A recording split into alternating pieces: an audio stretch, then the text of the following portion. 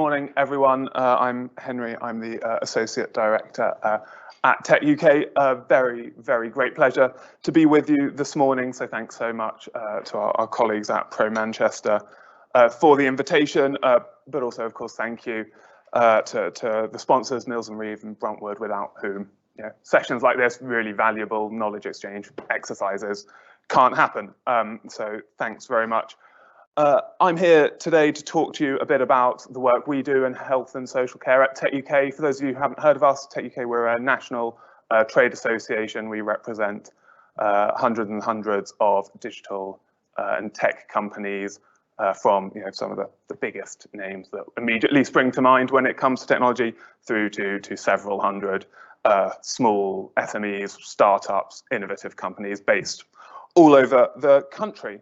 And I'm very delighted to talk to you about the work we do in our health and social care programme, working with our members and key public sector stakeholders across NHS England, NHS Digital, NHSX, and trusts and CCGs and ICSs as well, in order to try and help shape the digital health and care market.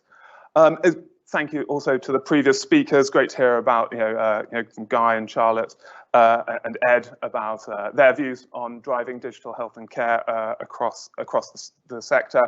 And I think it will probably come as no surprise that a lot of the themes that they've touched on, I'll also be touching on briefly as well. But I hope there's not too much overlap. As you've seen from the agenda, potentially, I'm here to talk to you about our 10-point plan for HealthTech, which hopefully some of you may have read.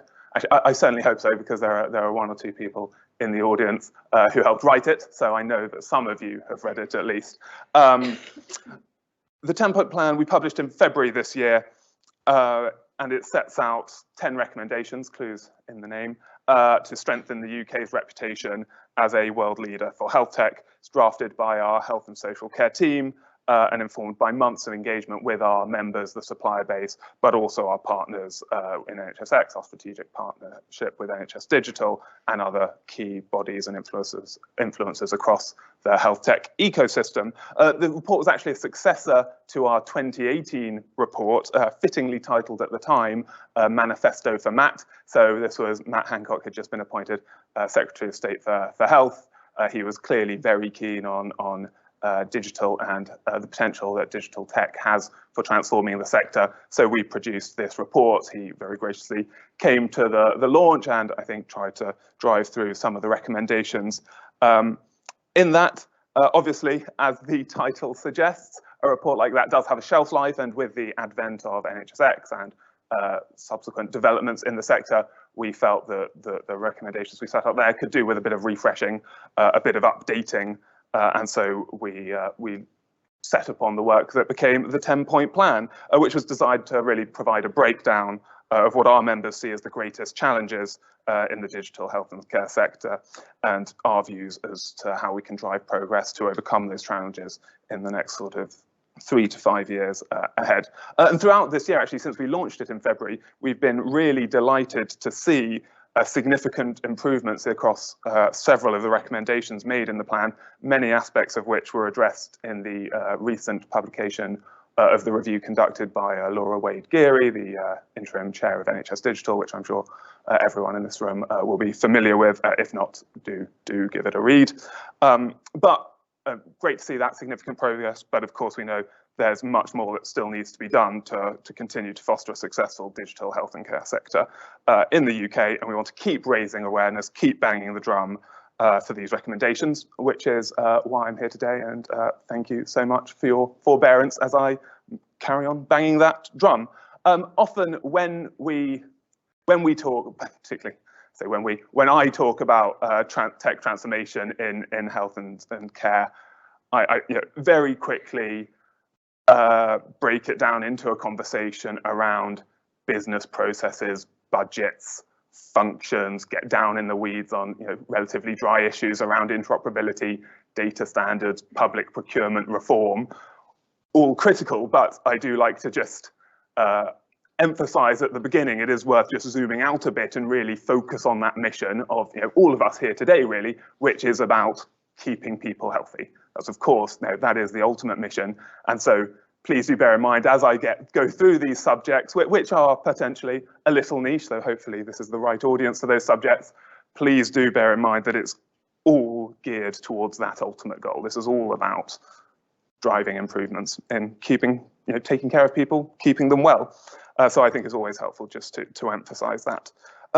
That's why we started the 10-point plan by focusing on the opportunities that digital technology brings to put power in the hands of the citizen, put the power in the hands of the public. Really, here, firstly, we looked at the ways in which the health service can prioritize improving citizens' access to their own data, about enabling them to make their own data-driven, evidence-based decisions about their own care, which we think is really important. It remains the case that while primary care data can be viewed through a variety of patient-facing apps, access to secondary care data, social care data is a bit more difficult. It's much less widespread, I think you'll agree, limiting the potential to improve patient outcomes and enable people to actively manage their well-being, if you'll forgive that split infinitive. Several of our members are working closely with their partners across the health and social care landscape to make this a reality, which is really encouraging to see. But we do think that more needs to be done. We think it's a really top priority, which is why we put it top of the 10-point plan.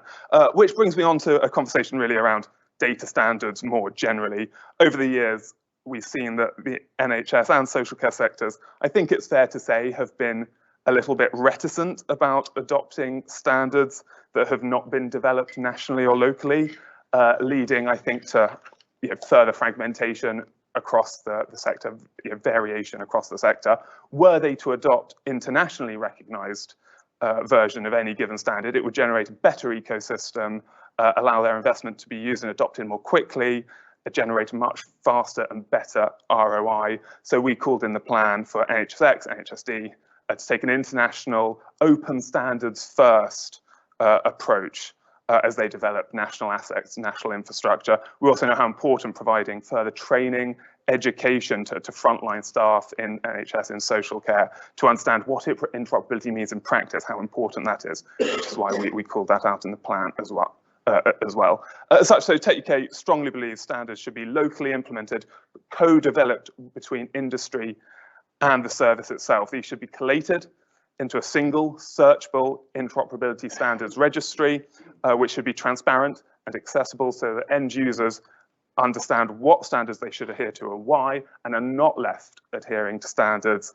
that are out of date, old standards that have been replaced but not removed. Ultimately, these standards will increase the ability of providers to choose the most suitable supplier on the grounds of efficacy and product capability, opening new opportunities for a range of businesses to operate an increasing number of geographies while guaranteeing that they are on a level playing field. Having taken you through quite quickly those first few recommendations, I think there's a common strand among them, which is all about it, something we touched on earlier, and Charlotte mentioned it, it's even called out in the bill, collaboration. We want to see much better collaboration between the service, between suppliers, ultimately helping to deliver outcomes for patients and citizens, improve staff experience, user experience, and crucially, an increasingly vibrant ecosystem for digital health and care companies. And that is very close to our heart, and it's really why our health and social care program exists. But talking about standards, some of you, I think a few of you in this room will probably had to have gone through the digital technology assessment criteria recently. Anyone been through DTAC? Yeah, a few hands gone up. Excellent. In case you're not familiar with it, DTAC aims to streamline the process that innovators undergo to validate the suitability of their technologies for the NHS, for social care, for citizen use.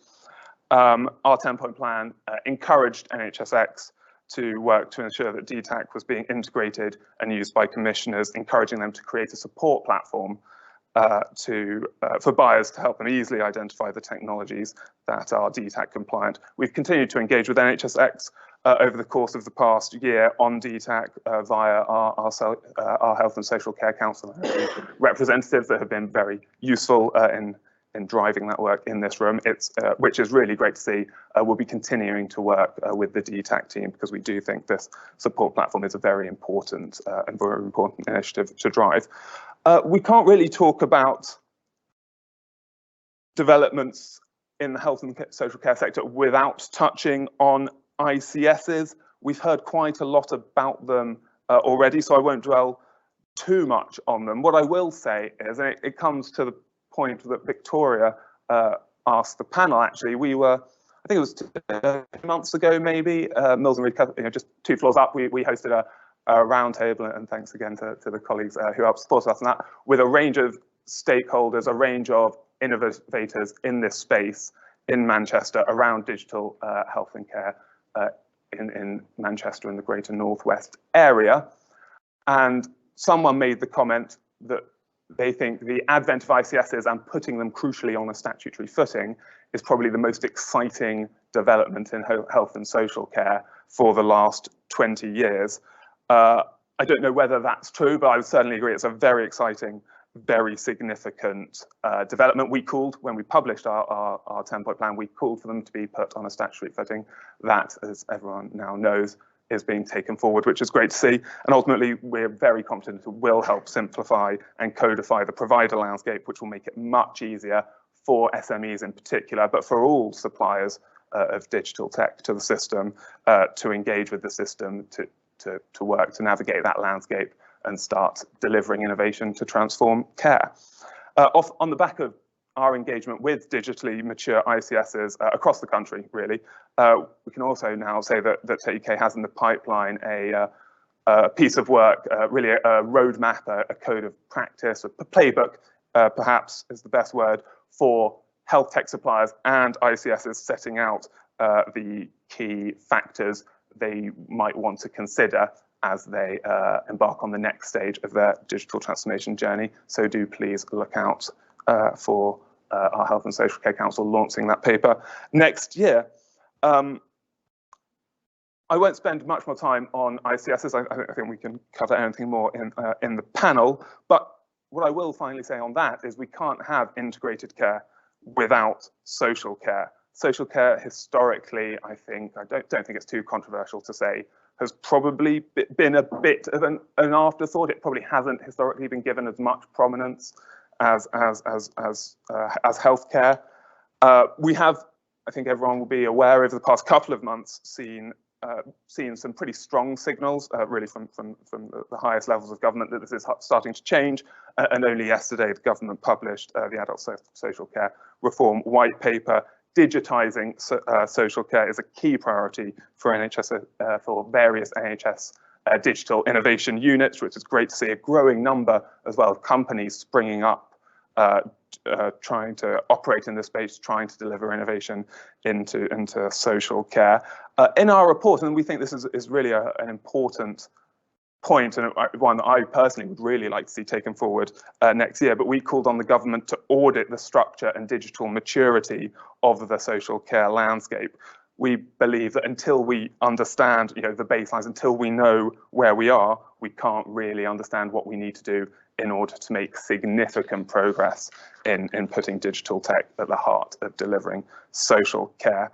We've recently heard from several members of NHSX's team, or as it will now be known, obviously NHS England, who are working on this. They're keen to engage with us, and we're encouraged by the progress we're seeing here, and pleased that they're pleased by the recent funding announcements, and look forward to working with those colleagues in the future. But I think that audit is a thing that would be really useful for everyone in the sector in order to put a proper roadmap in place for delivering progress. I'll sort of end on my final point, which is potentially the driest, but certainly one of the most significant, around procurement. You can't really talk about digital transformation of health and social care, or of any service really, without tackling the thorny issue of public sector procurement. We've heard a lot about it. I think it's great to see, Charlotte pulled it out in her speech, the procurement component of the health and care bill, which is covering clinical procurement, wider procurement, obviously covered by the white paper we're expecting in, I think, probably spring next year, on wider public sector procurement. If you haven't read the Transforming Public Procurement Green Paper, I wouldn't say it's a great read, but it's a significant document and one you should probably glance at. To transform procurement, there are really two fundamental components. One is getting the right procurement regime, but the other, and other panels have touched on this a bit, the other is about getting the right procurement behaviors, the right commercial skill set, the right commercial practices in place in order to be the most intelligent client for tech possible, in order to access that innovation. As I think we say in our report, buying software as a service solutions is different to buying boxes of rubber gloves, and you need a procurement regime and a procurement function with the right skill set that is able to do both and able to be an intelligent client for both. And we think that's really important. So it's great to see the progress on the regime side, and now we're working very closely with commercial leads across NHSD, NHSX, in ICSs to put in place a comprehensive plan to reform procurement, pivoting towards, and this I know has been touched on a lot, an outcomes-based approach to procurement. So when we were talking about outcomes earlier, there was a lot of talk around suppliers selling solutions, selling outcomes, selling solutions to problems, which is absolutely right. But of course, the customer, the buyer, needs to be set up that they can procure solutions to problems. Don't buy this thing, solve this problem, and procurement needs to be set up to help them do it. So I think that outcomes point goes both ways. I don't think anyone across public sector is as good as they could be at procuring outcomes rather than point solutions. I think we do need to drive progress, and I hope future sourcing playbooks, future procurement guidance in the sector will help us drive progress there. And there are some very basic things we'd like to see fixed in procurement as well. Providers should look to signpost suppliers to existing established frameworks, established route to markets, provide an accurate estimate for contract values, provide the right training for procurement staff who are buying technologies, prioritize the streamline of existing and future frameworks, reducing that framework proliferation, giving those high-level demand signals. And we heard from Guy earlier, sounds very encouraging that they are communicating those demand signals, their strategy, their architecture, their commercial approach, their sourcing approach. That's exactly what we need to see. And really, it makes life so much easier for the supplier base, which means that they have a competitive, vibrant supplier ecosystem, which will improve procurement, will improve outcomes, and will, as I say, improve care. There are over 200 frameworks that customer in health and social care could use. For any supplier, large and small, that is an absolute nightmare to navigate. It's very hard to even to monitor what's coming through them, but before you get to that stage, you have to apply to the framework. That's a resource commitment. This is all resource-intensive activity. With no guaranteed success. This is your license to play the game. No guaranteed guarantee that you'll win. We need to rationalize this landscape. It's absolutely imperative in our view. So they're the key recommendations from our 10-point plan. We think they're really important. I hope you agree as well. They're important not just for building a health and social care ecosystem where innovation can thrive and flourish, where lots of people can navigate and access this market, deliver innovations, transform health, but also help the health and social care system solve some of its much wider challenges. The elective backlog, meet its net zero carbon reduction ambitions, continuing to address the challenges posed by COVID, work to reduce healthcare inequalities that we heard a bit about earlier. All of these are extremely important, and we hope our recommendations will help drive progress towards solving some of these challenges. But I'd like to end somewhat typically where I started by, as I say, focusing on that mission. Yes, procurement is important. Yes, interoperability is important. Yes, data standards are important, but they're only important because they're moving us towards that goal of being better at keeping people healthy. We think these are important steps that need to take to achieve this goal. As a community of healthcare experts in this room, social care experts, technology experts, some in this room, no doubt, quite impressively span all three of those. It's time for us as this community to be crystal clear about what we need, what we can do in the sector, what we can offer, what signals we need from the centre, from the federated components, the devolved components of the sector from the new Transformation Directorate, from ICSs as they achieve their statutory footing, be clear about what we need from them so that we can work with them to be the most intelligent client possible so they can harness that innovation. We want to move essentially from a transactional approach, you sell us this, we buy this from you, towards one of strategic partnerships, of trusted partnerships, of collaboration to solve problems, to procure outcomes. Only by doing that can we really leverage the power of digital tech to enhance healthcare for all the country. Thank you so much for listening.